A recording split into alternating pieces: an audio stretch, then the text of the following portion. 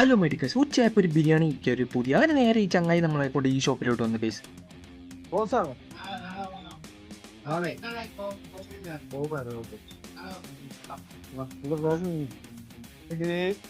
Food കഴിക്കാൻ പോയിട്ട് food കിട്ടിയിട്ടില്ല ഗൈസ്.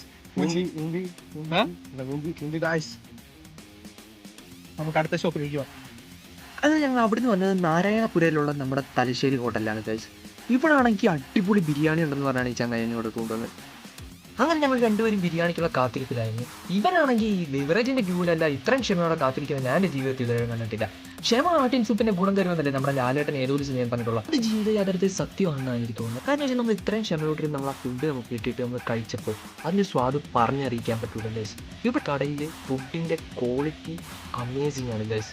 ക്വാണ്ടിറ്റി കുറവാണെങ്കിലും ക്വാളിറ്റിക്ക് അവർ യാതൊരു വിട്ടുവീഴ്ചയും ചെയ്തിട്ടില്ല.